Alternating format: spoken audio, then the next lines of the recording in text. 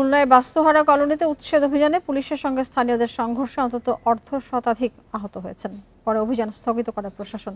এদিকে পুনর্বাসনের ব্যবস্থা ছাড়া উচ্ছেদ কার্যক্রম মেনে নেবেন না বলে হুঁশিয়ারি দিয়েছেন স্থানীয়রা। রোববার সকালে খুলনার মুজগুন্নিতে বাস্তুহারা কলোনিতে প্লট মালিকদের জায়গা বুঝিয়ে দিতে উচ্ছেদ অভিযানে নামে জাতীয় গৃহায়ন কর্তৃপক্ষ। এ সময় স্থানীয়দের প্রতিরোধের মুখে পড়েন তারা। এক পর্যায়ে পুলিশ লাঠিচার্জ করলে সংঘর্ষে জড়ায় স্থানীয়রা। এ সময় দুই পক্ষের সংঘর্ষে পুলিশ সহ আহত হয় অর্ধ শতাধিক। তাদেরকে খুলনা মেডিকেল কলেজ সহ বিভিন্ন হাসপাতালে চিকিৎসা দেওয়া হয়।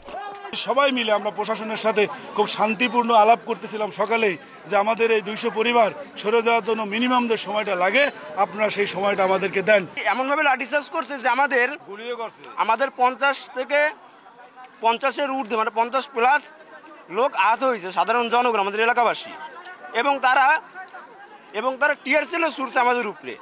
এর আগে শনিবার সন্ধ্যায় উচ্ছেদের সংবাদ পান স্থানীয়রা। তারা বলছেন পুনর্বাসন ছাড়া উচ্ছেদ অভিযান করতে দেয়া হবে না।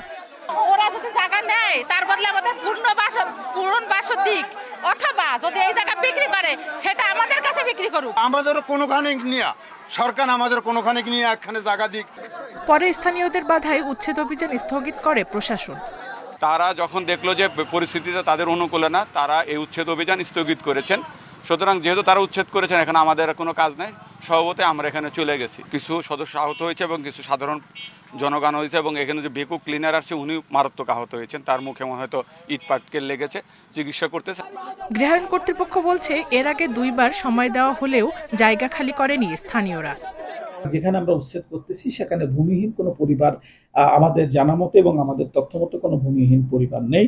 এখানে যারা আছে তারা সমাজের উচ্চ এবং মধ্যম শ্রেণীর লোকজন। এখানে অবৈধভাবে ভূমিদস্যু যারা, তারা আমাদের জমিগুলো জোর করে দখল করে আছে।